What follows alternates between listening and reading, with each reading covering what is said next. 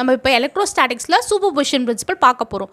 So super position பிரின்சிபல்ன்றது ஒன்றும் இல்லை, நம்ம இதுக்கு முன்னாடி கூலம்ஸ் லா பார்த்துருப்போம். கூலம்ஸ் லாவில் என்ன பார்ப்போம்னா 2 பாயிண்ட் சார்ஜ் எடுத்துப்போம், Q1 Q2. So Q2 Q1 மேலே எவ்வளோ ஃபோர்ஸ் எக்ஸர்ட் பண்ணுதுன்னு கண்டுபிடிக்கலாம், இல்லை Q2 மேலே Q1 எவ்வளோ ஃபோர்ஸ் எக்ஸர்ட் பண்ணுதுன்ற கண்டுபிடிப்போம். இப்போ இந்த சூப்பர் பொசிஷன் பிரின்சிபலை பொறுத்த வரைக்கும் ஒரு பாயிண்ட் சார்ஜ் Q1 எடுத்துக்கலான்னு வச்சுங்க.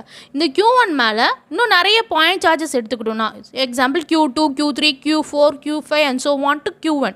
ஸோ இத்தனை பாயிண்ட் சார்ஜஸும் இந்த Q1 மேலே எவ்வளோ ஃபோர்ஸ் எக்ஸர்ட் பண்ணுது அப்படின்றத கண்டுபிடிக்கிறது தான் சூப்பர் பொசிஷன் பிரின்சிபல். அதுக்கு முதல்ல என்ன பண்ணலாம், ஒவ்வொரு பாயிண்ட் சார்ஜும் இந்த Q1 மேலே எவ்வளோ ஃபோர்ஸ் எக்ஸர்ட் பண்ணுறது அப்படின்றத கூலம்ஸ் லா வச்சு நம்ம கண்டுபிடிக்க போகிறோம். ஸோ அப்போ முதல்ல என்ன பண்ணலாம், முதல்ல Q1 அண்ட் Q2 மட்டும் கன்சிடர் பண்ணிக்கிறோம். ஸோ Q2 Q1 மேலே எவ்வளோ ஃபோர்ஸ் எக்ஸர்ட் பண்ணுது அப்படின்றத எப்படி கொடுக்கலாம் coulombs லாவில், F12 vector is equal to K into magnitude of 2 point charges by divided by the square of the distance between them. So இதுதான் Coulomb's law. So F12 vector is equal to K into Q1 Q2 by R21 square into direction R21 cap. So இதை கண்டுபிடிச்சிட்டோம். அடுத்தது Q3 Q1 மேலே எவ்வளோ force exert பண்ணுது, இதை எப்படி கொடுக்கலாம், F13 vector is equal to K into Q1 to Q3 divided by R31 square into R31 cap. அடுத்தது Q4 Q1 மேலே எவ்வளோ ஃபோர்ஸ் எக்ஸர்ட் பண்ணுது அப்படின்றத F14 vector equal to K into Q1 Q4 by Q41 square into R41 vector.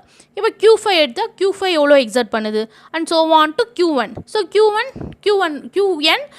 Q1 மேலே எவ்வளோ force exert பண்ணுது அப்படின்றதையும் கண்டுபிடிப்போம். ஸோ இது மாதிரி கண்டுபிடிச்சிட்டு இதோட வெக்டர் சம் எடுத்தோம்னா அதுதான் gives the force exerted by all the charges on Q1. So இதுதான் நம்மளுக்கு சூப்பர் பொசிஷன் பிரின்சிபலில் சொல்கிறாங்க. ஸோ அதை எப்படி நம்ம எக்ஸ்பிளைன் பண்ணலாம், the total force acting on a given charge is equal to the vector sum of forces exerted on it by all the other charges. So இதுதான் நம்மளுக்கு super position பிரின்சிபலில் கிடைக்குது. இப்போ இந்த எக்ஸ்பிரஷனை எப்படி நம்மள எழுதலாம், F total equal to F12 vector plus F13 vector plus F14 vector plus and so on to F1n vector. So இப்போ F12 F13 எல்லாம் நம்ம கண்டுபிடிச்சோம். ஸோ அந்த எக்ஸ்பிரஷன்ஸை மொத்தமாக போட்டு ஆட் பண்ணனா நம்மளுக்கு F total கிடைக்கும். ஸோ அதை எப்படி எழுதலாம், F total vector equal to K into Q1 Q2 by R21 square into R21 cap plus K into Q1 Q3 by R31 square into R31 cap plus K into Q1 Q4 by R41 square into R41 cap and plus and so on. So Qn வெக்டராக இருந்தால் அது எப்படி அதோட force exerted on Q1 எப்படி கொடுக்கலாம், K into Q1 Qn by Rn1 square into Rn1 cap. So இந்த டேர்ம்ஸ்லாம் பார்த்தீங்கன்னா உங்களுக்கு K காமனாக இருக்குது. ஸோ K வெளியே எடுத்துகிட்டு மற்ற டேர்ம்ஸ் எல்லாம் நம்ம அப்படியே சம் அப் பண்ணிக்க வேண்டியதான். So K into Q1 Q2 by R21 square R21 cap plus Q1 Q3 by R31 square into R31 cap plus Q1 Q4 by R41 square into R41 cap plus and so on to Q1 Qn by Rn1 square Rn1 cap. So this gives us the superposition principle. So நம்மளுக்கு எலக்ட்ரோஸ்டாட்டிக்ஸில் உங்களுக்கு பார்த்தீங்கன்னா அடுத்த topic electric field and electric field lines. So ஒரு point charge Qன்னு எடுத்துக்கிட்டோன்னா அதை சுற்றி நம்மளுக்கு ஒரு ஃபீல்டு உருவாகுது அப்படின்றது தான் இதில் நம்ம பார்க்க போகிறோம். ஒரு பாயிண்ட் சார்ஜ் Q எடுத்துக்கலாம். ஸோ இன்னொரு பாயிண்ட் சார்ஜ் Q0 எடுத்துகிட்டு வந்தோன்னா அது ரெண்டுத்துக்கு நடுவில் நம்மளுக்கு ஒரு அட்ராக்டிவ் ஆர் ரிப்பல்சிவ் ஃபோர்ஸ் இருக்கும். ஸோ எப்படி இந்த Q0க்கு இங்கே Q இருக்குது அப்படின்றது தெரியும் அப்படின்னு யோசிக்க ஆரம்பித்தாங்க. ஸோ மைக்கேல் ஃபாரடே ஒரு கான்செப்ட் கொண்டு வந்தார். அவர் கண்டுபிடிச்சது Q வந்து அதை சுற்றி ஒரு ஃபீல்டை உருவாக்குது. ஸோ அது பேர் எலக்ட்ரிக் ஃபீல்ட் அப்படின்னு பேர் வச்சார். சரிங்களா, அதுதான் இப்போ பார்க்கலாம். Consider point charge kept at a point in space. So point charge Q. If another point charge Q0ன்னு வச்சுக்கலாம் is place at some distance from the first point charge, it experience either an attractive force or repulsive force. So Q வைக்கலாம் first ஒரு point charge, ஒரு particular டிஸ்டன்ஸ்க்கு அடுத்து இன்னொரு point charge Q0 எடுத்துகிட்டு வந்தோம்னா அது மேலே ஒரு அட்ராக்டிவோ ரிப்பல்சிவ் ஃபோர்ஸோ நம்மளுக்கு எக்ஸ்பீரியன்ஸ் ஆகுது. ஓகேங்களா, so this is called action at a distance. So டிஸ்டன்ஸில் இருக்கிறதுனால இந்த action it's called as action at a distance. So எப்படி இந்த Q0க்கு Q இங்கே இருக்குது அப்படின்றதுக்கு பார்த்தீங்கன்னா இங்கே சுற்றி ஒரு ஃபீல்டு உருவாகுது அப்படின்றத மைக்கேல் ஃபாரடே தான் கண்டுபிடிச்சார். So Michael Faraday introduce the concept of field. the electrostatic force experienced by charge, இப்போ ஒரு Q எடுத்துக்கலாம், Q நாட்னு எடுத்துக்கலாம். The electrostatic force experienced by the charge Q naught due to Q is given by Coulomb's law. So நம்ம 2 point charge இருந்தால் அதுக்கு நடுவில் இருக்க ஃபோர்ஸை நம்ம Coulomb's lawல கண்டுபிடிச்சிக்கலாம். ஸோ அதை எப்படி கொடுக்கலாம் நமக்கு நல்லா தெரியும். F vector equal to K into Q naught, distance between them is Rன்றதுனால R square. So F vector is equal to K into Q naught by R square. And the direction is r cap. So k oda value namakku theriyum 1 by 4 pi epsilon naught. So அதை substitute பண்ணிக்கிட்டேன்னா F vector is equal to 1 by 4 pi epsilon naught Q naught by r square r cap அப்படின். The force experienced by a unit charge, இப்போ ஒரு unit charge எடுத்துகிட்டு வரோம், இது Q naught. So அது எவ்வளோ force experience பண்ணுது அப்படின்றத எப்படி கொடுக்கலாம். The force experienced by unit charge is given by E is equal to F vector by Q naught. So Q நாட்ன்ற ஒரு பாயிண்ட் சார்ஜை வச்சேன்னா அது மேலே எவ்வளோ ஃபோர்ஸ் எக்ஸ்பீரியன்ஸ் பண்ணுது அப்படின்றத எப்படி கொடுக்கலாம். இந்த Q நாட் கீழே கொண்டு வந்துட்டுனா E equal to F by Q naught. Okay, F by Q naught. So மீதி ரிமைனிங் எக்ஸ்பிரஷன்ஸை இங்கே போடலாம். K into Q by R square R cap. ஏக்கு நம்ம வேல்யூ சப்ஸ்டியூட் பண்ணோன்னா 1 by 4 pi epsilon naught. So E equal to இதை கண்டிப்பாக தெரிஞ்சுக்குங்க. E equal to F by Q naught. So force experience by unit charge எப்படி கொடுக்கலாம்னா E vector is equal to F by Q naught. ஸோ அதுக்கான expression 1 by 4 pi epsilon naught Q by R square R cap. Electric ஃபீல்டுன்றது ஒரு vector quantity அப்படின்னா என்ன அர்த்தம், அதுக்கு போத் மேக்னிடியூட் அண்ட் டைரக்ஷன் இருக்கும். ஸோ அதோட யூனிட் பார்த்தீங்கன்னா பாருங்கள், E தானே எலக்ட்ரிக் ஃபீல்டு இருந்து. ஸோ ஃபோர்ஸோட யூனிட் நியூட்டன், Q நாட் இருந்து charge, so coulomb. So newton per coulomb அதான் அதோட யூனிட். ஸோ எலக்ட்ரிக் ஃபீல்டோட யூனிட் எப்படி கொடுக்கலாம், it's SI unit is newton per coulomb or NC power -1. எதனால் நம்மளுக்கு NC power -1 கிடைக்குது, E is equal to F by Q naught. So ஃபோர்ஸோட value அதாவது யூனிட் நியூட்டன், அதுவும் Q naught ஒரு பாயிண்ட் சார்ஜ்ன்றதுனால அதோட யூனிட் வந்து coulomb. So newton per coulomb or NC power -1. So நீங்கள் இங்கே ஞாபகம் வச்சுக்க வேண்டியது என்னென்னா E வெக்டரை ஒரு எலக்ட்ரிக் ஃபீல்டை எப்படி நம்ம கண்டுபிடிக்கலாம். E vector equal to F by Q naught. அது வந்து வெக்டர் குவான்டிட்டி, அதோட யூனிட் வந்து நியூட்டன் பர் கூலும். அடுத்தது நம்ம இதோட இம்பார்ட்டண்ட் ஆஸ்பெக்ட்ஸை so important aspects of electric field.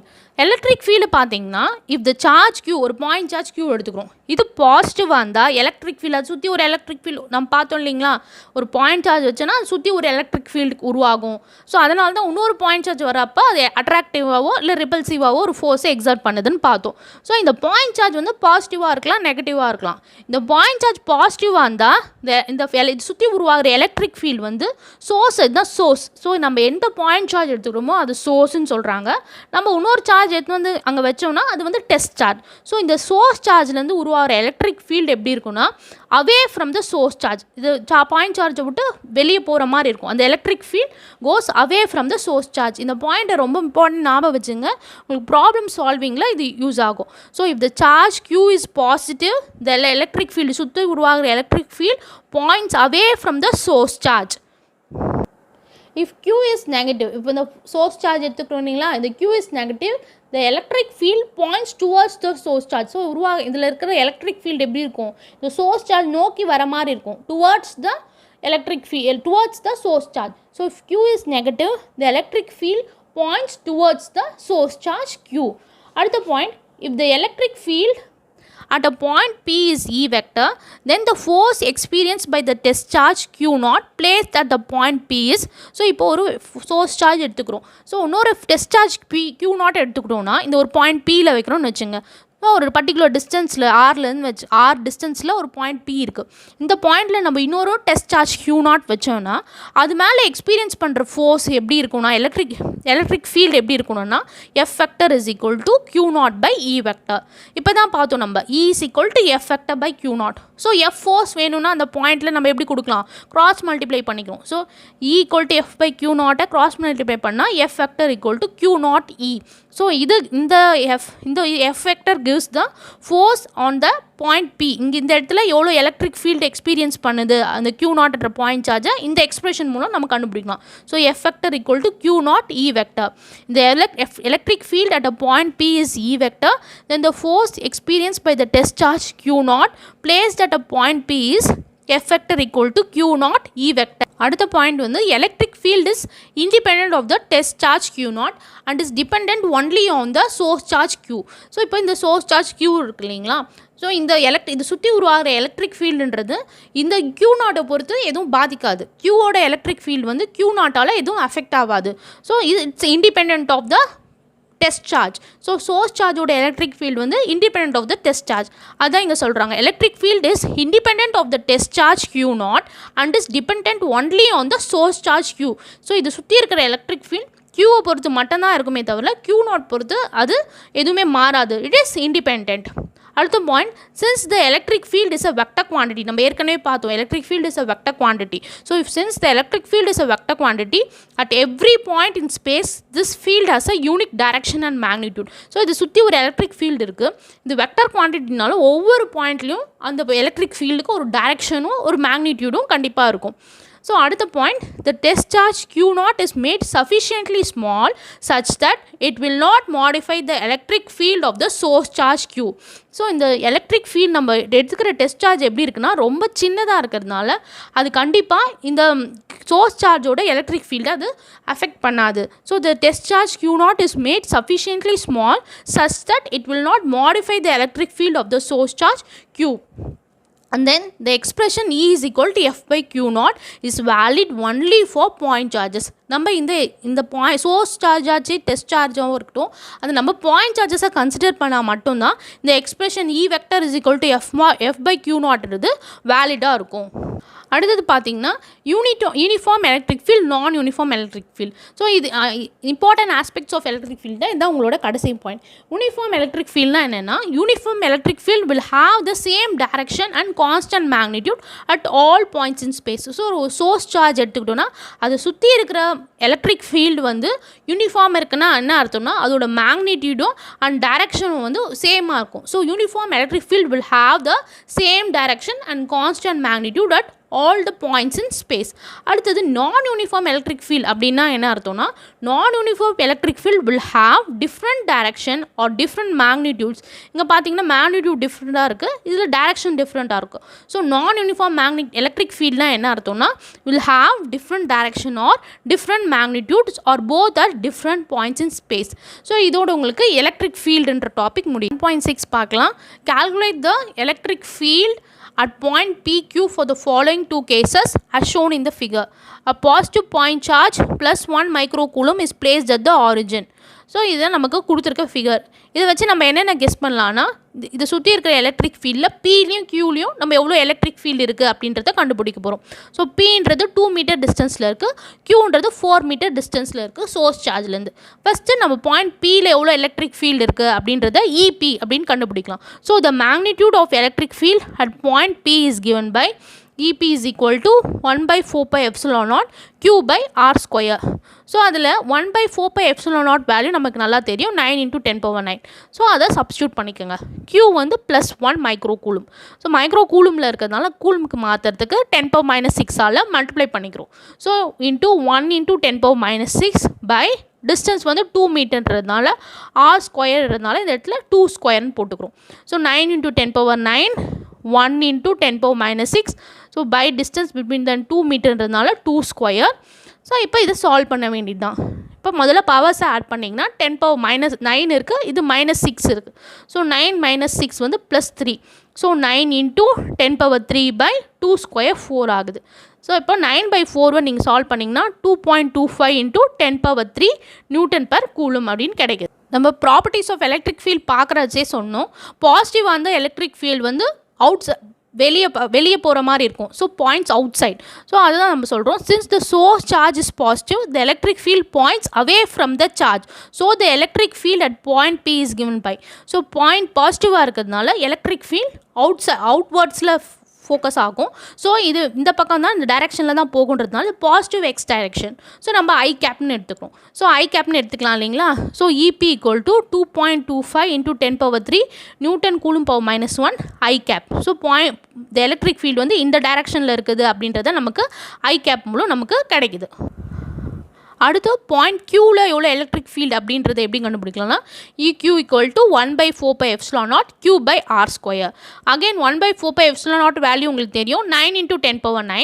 Qன்றது +1 micro கூலும்ன்றதுனால கூலும்க்கு convert பண்ணுறதுக்கு 1 × 10⁻⁶ போகிறோம். இப்போ ஆர்ன்றது 4 மீட்டர் டிஸ்டன்ஸில் இருக்கிறதுனால r², so 4². So again solving then 10⁻⁹ 10⁻⁶ add பண்ணிங்கன்னா உங்களுக்கு பவர் 10⁻3 கிடைக்குது. ஸோ 9/4² 16 × 10⁻3.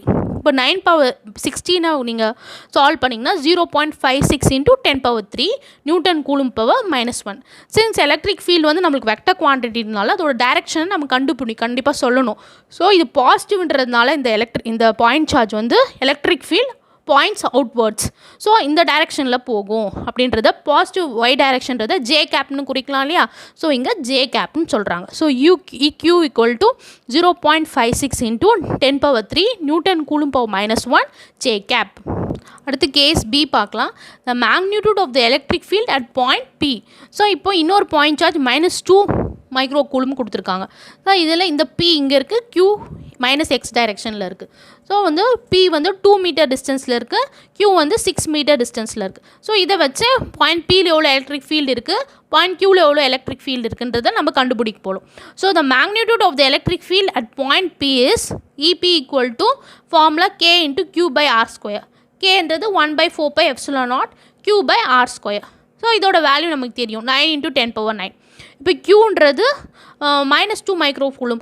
நம்ம மேக்னிடியூடே எடுத்துக்கிறதுனால நம்ம வந்து மைனஸை இங்கே நெக்லெக்ட் பண்ணிடலாம். ஸோ பாசிட்டிவ் 2ஆகவே எடுத்துக்கலாம். ஸோ 2 × மைக்ரோ கூலும் மாற்றத்துக்கு 10⁻⁶. புரியுதுங்களா? நம்ம மேக்னிடியூட் எடுத்துக்கிறதுனால நம்ம இந்த நெகட்டிவ் சிம்பிளை எடுத்துக்க வேண்டாம், பாசிட்டிவாகவே எடுத்துக்கலாம். ஸோ 2 × 10⁻⁶, ஏன்னா நம்ம கூலுமாக கன்வெர்ட் பண்ணுறோம். Again distance is 2 மீட்டர்ன்றதுனால 2² 4. ஸோ இது அதே அகெயின் 10⁻⁹ 10⁻⁶ சால்வ் பண்ணிங்கன்னா 10⁻3. பவர்ஸ் ஆட் பண்ணுறது 10⁻3. இந்த 9/9 × 2 18. 18/4 சால்வ் பண்ணிங்கன்னா 4.5. So 4.5 × 10⁻3 newton coulomb power -1. இப்போ இங்கே சோர்ஸ் சார்ஜ் வந்து நெகட்டிவ். ஸோ அப்போ எப்படி இருக்கும்? Since the source charge is negative, the electric field points towards the charge. So உள்நோக்கி இருக்கும், பாயிண்ட்ஸ் டுவார்ட்ஸ் த சார்ஜ். Pலேருந்து உள்ளே போகிற மாதிரி இருக்கும் எலக்ட்ரிக் ஃபீல்ட்.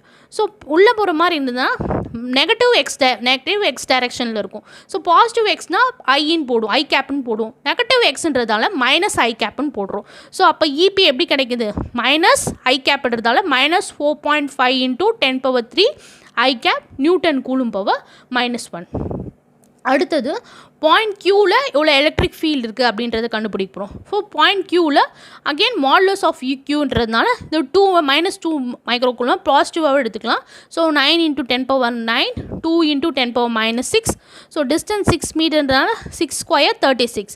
ஸோ இது சால்வ் பண்ணிங்கன்னா உங்களுக்கு 0.5 × 10⁻3 நியூட்டன் கூலும் பவர் -1. அகெயின் இது நெகட்டிவ்ன்றதுனால இந்த electric field points towards the source charge. So இந்த பக்கமாக போகிறச்ச ஸோ பாசிட்டிவ் எக்ஸ் டைரெக்ஷனில் போகுது, சரியா? இந்த பக்கம் வந்து பாசிட்டிவ் எக்ஸ் டைரெக்ஷனில் போகுது. ஸோ பாசிட்டிவ் எக்ஸ் டைரெக்ஷனால நம்ம ஐ கேப்னு எடுத்துக்கலாம். So it remains the same, just 0.5 × 10⁻3 i cap newton per coulomb அப்படின்னு நம்ம எடுத்துக்கலாம். ஸோ இது பாசிட்டிவ் டைரெக்ஷனில் இருக்கிறதுனால நம்ம ஐ கேப்னு எடுத்துக்கலாம். ஸோ இப்படி தான் நம்ம இந்த ப்ராப்ளத்தை சால்வ்